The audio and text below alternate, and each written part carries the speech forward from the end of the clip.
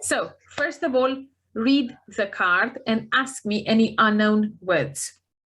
Unknown words, meaning or pronunciation, for example. Maybe you know the word, but you don't know the pronunciation. Yeah, I read. Okay, so let's first answer some questions. Yeah, the first question we need to answer is,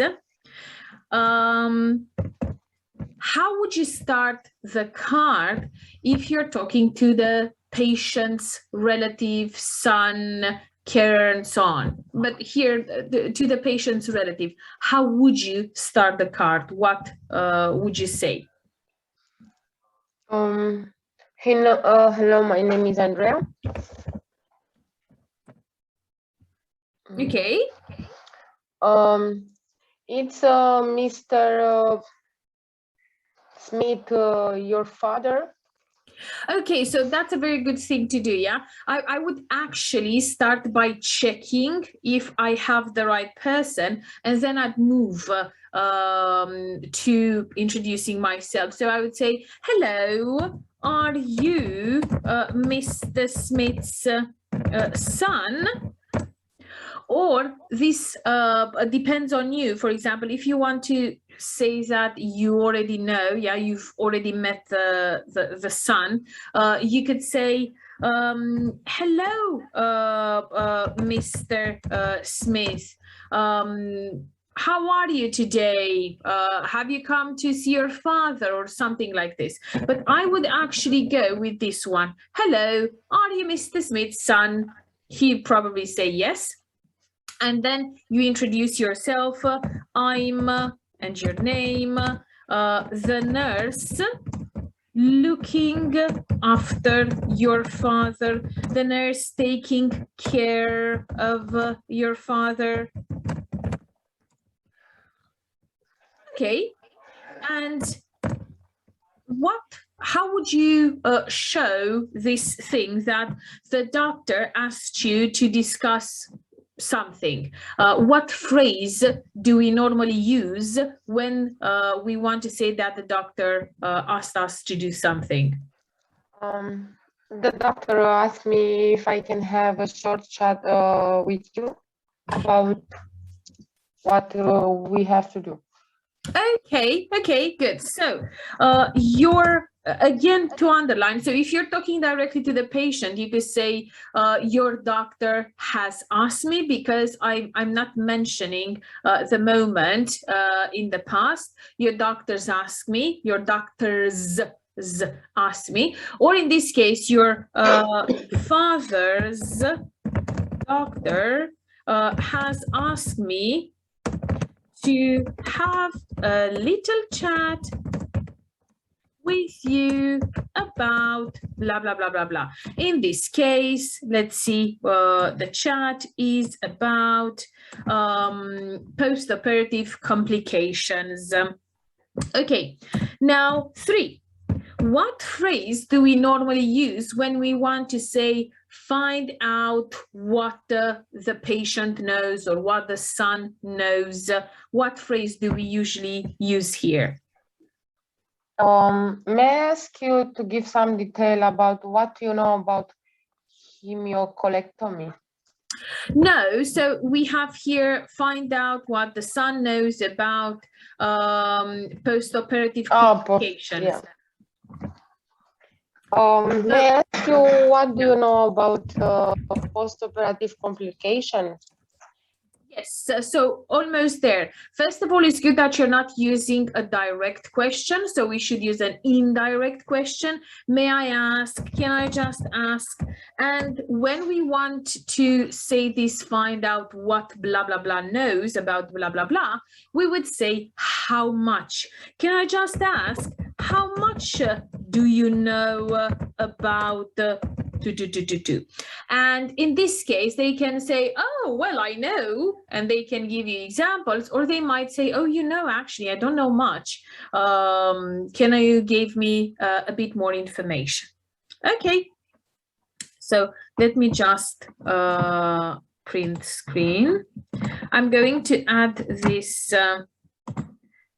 to your Word document. You can't see this, but I've added it there. Okay, now let's go back. Explain. So when you have phrases, when you have verbs actually, such as explain or suggest, recommend, reassure, and so on, you could say, I'd like to explain, I'd like to suggest, I'd like to recommend, let me explain to you, let me reassure you. So you could use these, but I would actually recommend using them only if you are not able to use more natural structures, let's call them. Okay, so you could say, I'd like to explain, or you could say, I just like to explain, let me explain, but I would actually recommend here, I'd like to give you a bit more information about. Okay, so it's okay to use the verb. If you don't remember any other phrases, use the verb. But if you can make it sound a bit more natural, like, okay, Mr. Smith, don't worry. I know you don't know, I understand you don't know much about these complications, but I can give you a bit more information. I can guide you through the process. I can help you with some information. So try to use other phrases. If you don't know, use explain. But if you're able to use other phrases, try and use other ways of saying this idea of explain. Okay? Yes. Okay. Now, what should you do now? So the patient probably says, well, you know, I don't know much about postoperative complications. How would you react to this? So you should react in a certain way and then continue doing this part, second part of your task. Let me give you some information, some explanation about. So you know what I do if they say that they don't know about something? I would actually say, don't worry. I'm going and express my intention. Yeah, I'm going to give you a bit more information about. So try not to use explain. Try to use other phrases. Okay, only use explain if you don't know any other phrase, but try to use other phrases like don't worry, I'm going to give you a bit more information about what happens after a surgery. Okay? Yes. So let me just put this here, and I'm going to do this, explain, and take this up here. So for explain, you can use give a bit more information. And maybe as homework, I'm actually going to write homework here. You could try and think at home of other ways of saying explain. Okay, so if you want to give an explanation, how else would you introduce it? Let me explain. Let me give you a bit more information about. Let me take you through the steps. Let me explain this procedure in more detail. So you are going to have access to this recording. So at home, if you want, you can go through it and write those phrases and think of more phrases. Okay. Yeah. Good. So what you should also do, yeah, let's remember, is especially before, I would say, before giving an explanation. To ask if is that okay. Yes, we can also ask if that's okay. And we can also tell the patient, or in this case, the relative, to stop us. So don't worry, I'm going to give you a bit more information about post-operative complications. And if you have any questions, please stop me and I'll answer, I'll clarify. Okay, so you don't need to say, is that okay for you? Or you could just say, okay, is that okay? Okay. Okay? Okay. Good. Now, let me, again, I'll take them, put them in your Word document. Let's go back now. Good. So we've introduced ourselves. You know what I think we haven't done? When you asked, when you said, hello, Mr. Smith, or so if you want to play that, you know, the son, you would say, hello, Mr. Smith, how are you today? Have you come to see your father? And in this case, you wouldn't ask the question, how may I address you? But if you say, hello, are you Mr. Smith's son? Yes, I'm da-da-da, I'm your nurse, I'm your father's nurse. How may I address you? Yeah, you could have this. How may I address you? I'm going to write it here. And this is important because we should use the name, yeah, throughout our dialogue. So you could say, don't worry, John. How may I address you? John, nurse, you can call me John. Okay, John. John, I'd first like to start by asking you, how much do you know about postoperative complications? Well, nurse, I actually don't know much. Oh, don't worry, John. Okay, so use the name, the patient's name, the relative's name, the carer's name throughout the dialogue. Okay? Yes. Okay. Now, I would recommend that after each bullet point, you check for questions, you check for concerns, okay?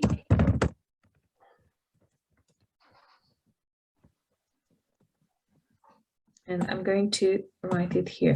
So you could say, you could even say, have you got any questions at this point? Or have you got any questions before I go on? Is there anything concerning you about? These are different questions you could ask. And of course, you could say, have you got any more questions for me? I'm going to put them here on the right side. Have you got any more questions for me? Is there anything else you'd like to know?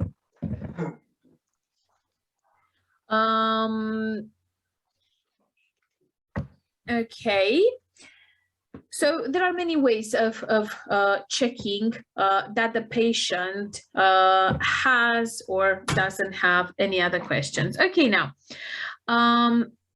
when you have brackets, now I see students that when they have information between brackets, these little guys here, yeah, they usually say everything, okay? So I'd like, first of all, they might not ask the patient for questions, and sometimes the patient or the relative in this case might actually have questions and might say, well, what can I do to help my parent? Oh, that's good you've asked. I'm going to tell you. But if they don't do this, they would probably just start with, now I'd like to discuss the ways in which you can help your father. And usually students here just start going through the information you have here between brackets, which is not okay. So what I would normally do, I'd say, okay, now I'd like, or now that you have no other questions, I'd like to discuss some ways, several ways in which you could help your child, your father, sorry. So what question would you ask here? Before going in and discussing the information between the brackets. Okay, now I'd like to discuss some ways in which you could help your father.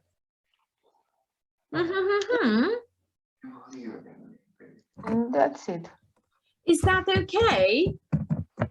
So before you actually do the discussion, ask again for permission.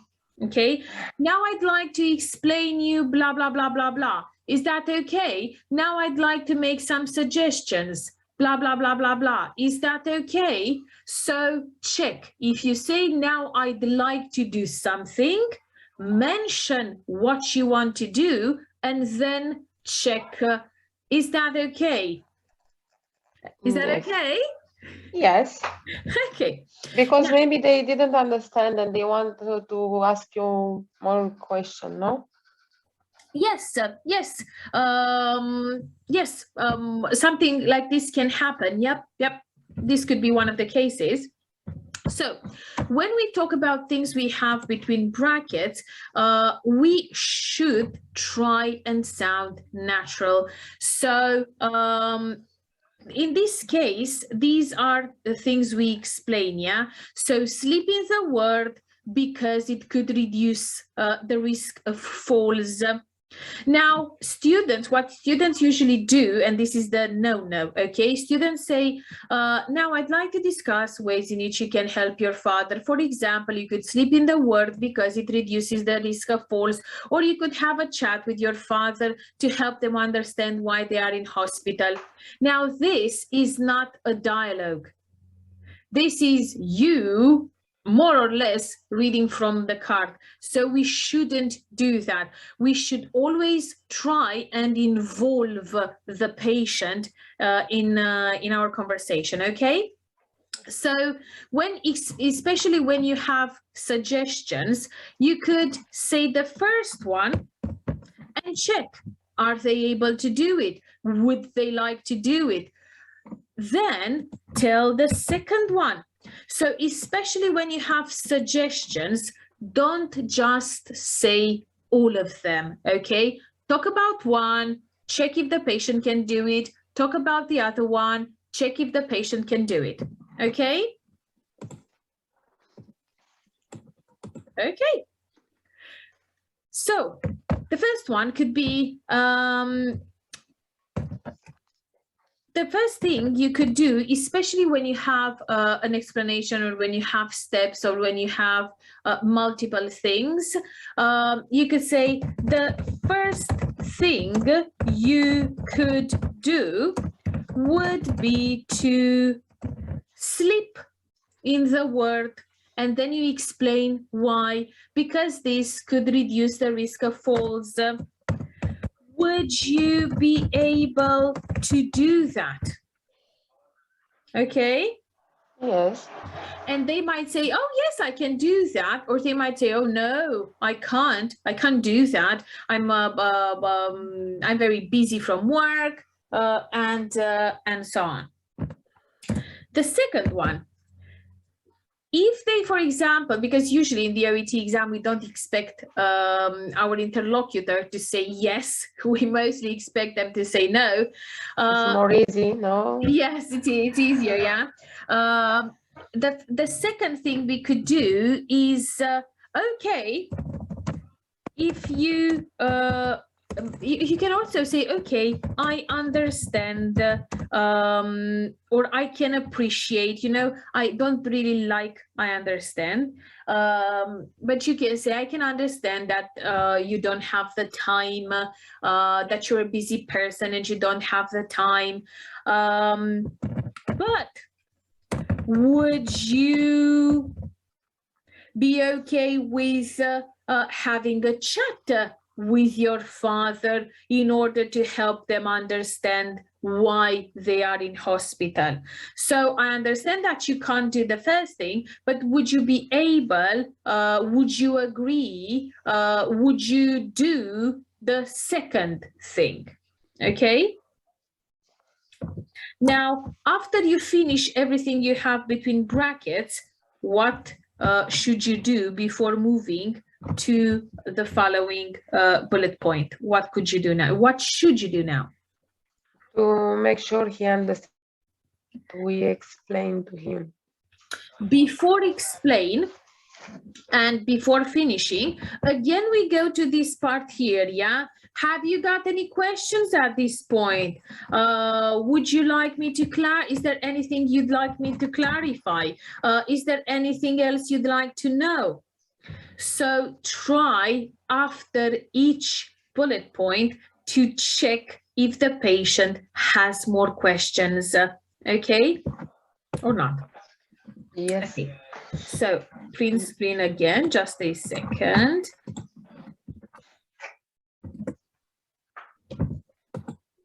And let's go back. So usually when you have explained, not all the time, but usually when you have explained, and that's why I insist on them, explain or discuss, but mostly explain, usually it's the patient or the relative in this case that asks you for the explanation. Okay, so of course if you read this part here that says explain that there will be need to be support administering pain medication, now this is a bit strange, you know, because here in our previous task you told them to sleep in the ward, so you were talking about what happens on the word. But here, of course, this is not something that happens on the word. You can't ask the son to give the medication while their father is still in hospital, okay? It wouldn't be logical to do that. So probably this task here doesn't refer to the hospital anymore, but maybe to care that should be given at home. But you don't know. And you don't know because you need to ask the patient if they have any other questions, or the relative in this case, and they are going to change the topic and discuss about home care. So when you have explained, it's usually the patient or the relative that asks you for the explanation. But in order for them to ask you, they need to be invited, okay? So if you have the verb explain, most of the time, you should ask the patient or carer if they have any questions. That's when they are going to ask for the explanation. And then you give the explanation. Okay? So yes. You don't just start, you get here and you start saying, now I'd like to explain that there will be need for support when the patient, that there will be need for support with administering pain medication. Because at this point, the relative, the son might say, in hospital, I need to give my father the medication in hospital. And then you'd be like, no, of course not in hospital. So what am I saying here?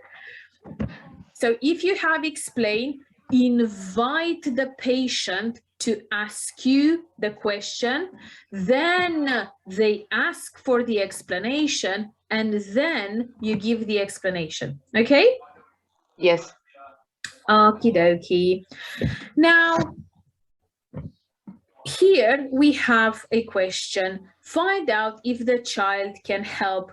How would you say that? Find out if the child can help. This is just English, not any formulas or phrases or anything. How would you transform find out if the child can help into a sentence? It's possible ask if you will be able to help your father with. Yes. Would you be able to help your father with this? Because you've just mentioned administering pain medication. What if they say, oh, no, I can't do that? No, because you see here, you have, if not, explain that a locum nurse can visit and physiotherapist can install mobility aids. So if not, how would you react? So you say, would you be able to help your father with this? Oh no, nurse, I really can't do that. I work a lot. I'm not able to do that. How would you react to this answer? It's no problem. We can find another way. We can ask for a local nurse to come to visit your father. Yes, so that's great. That's what you should actually do. Yes, that's perfect, perfect, perfect, perfect. So we can find another way, and then you suggest the things you have there. What is a locum nurse? The nurse who is coming in the house, like they just go to see the residents at home. The patient's home. A locum nurse could be, it is usually, or locum doctor is the one replacing someone. For example, if you are at a GP's clinic and you have a locum doctor, it's like, you know, like when you have agency, staff, that's more or less the same. They come to replace. A community nurse also comes home and helps the patient after discharge. So yes, it's a replacing nurse, but it's also someone that can help. Now, something else you could do for the tasks, okay? Something else you could do would be to, let me use this one. Oh, I'll actually use this. When you do the first and the last, which I think this might be the last one, within the last bullet point, you might have several verbs. So it's a bit tricky sometimes knowing when to do this. But in order to show that this is the first task I need to do, and this is the last task I need to do, you could use the words first and last. So for example, for the first one, you could say, the first thing I'd like to do today is, or I'd like to start by asking you how much you know about postoperative complications. I don't know much, nurse. Well, don't worry, John. I'm going to give you a bit more information about. So if you can, you should say that this is the first thing I want to do. Now I'm going to start my tasks. And for the last thing you have there, you can say the last thing I'd like to discuss today, I'd like to tell you today is blah, blah, blah, blah. Now you can't do this every time, but if you can do it, do it.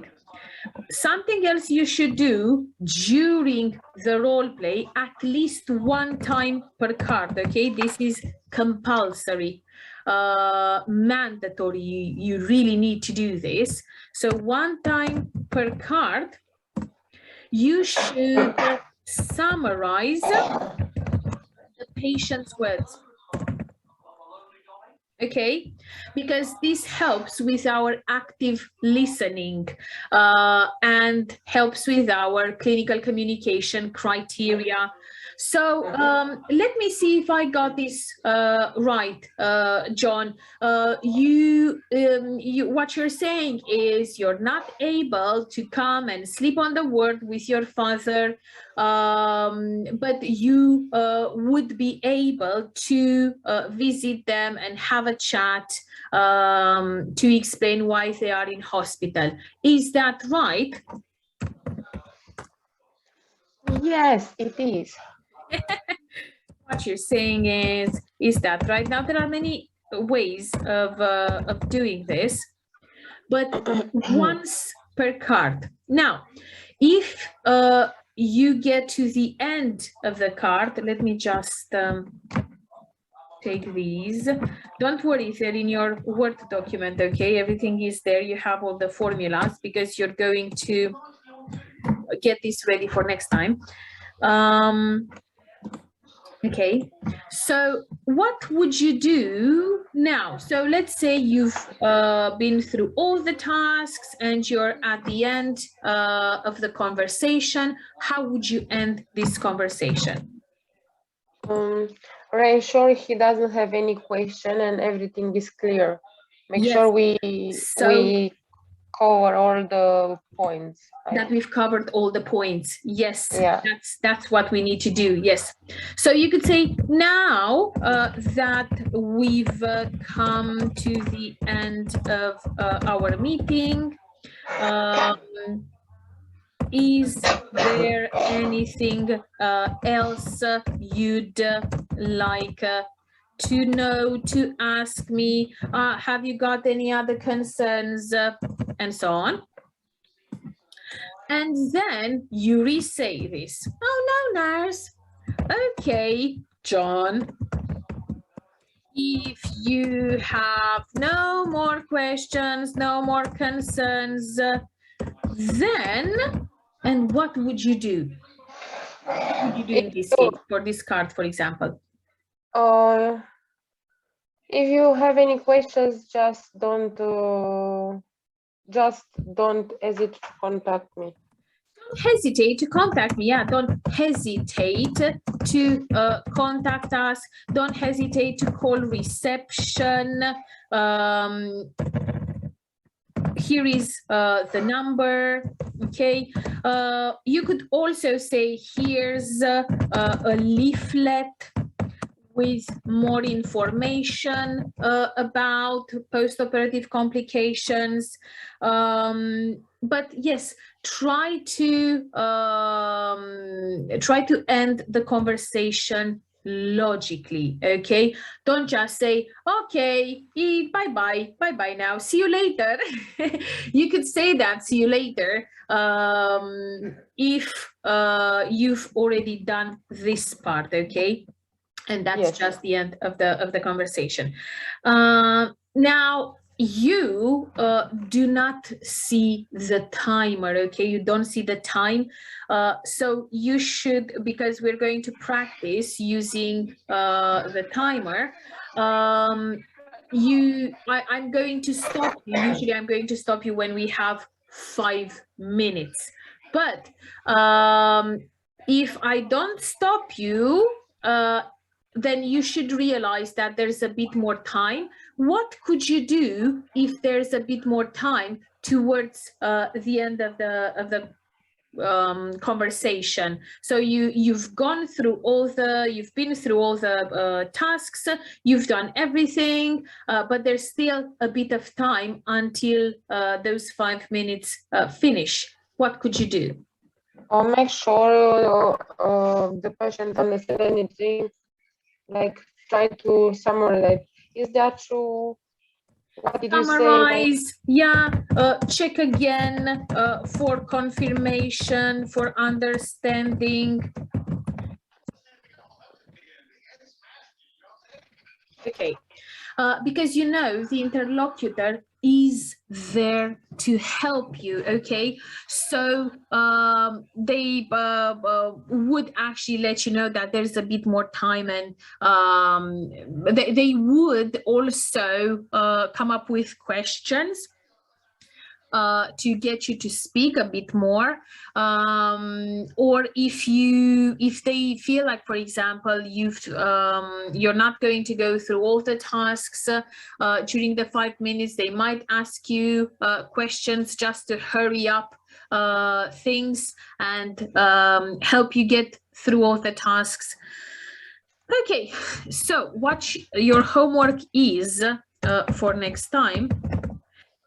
Your second homework, okay, because your first homework for this card is to look for synonyms, for explain phrases you could use, and the second homework is prepare the role play.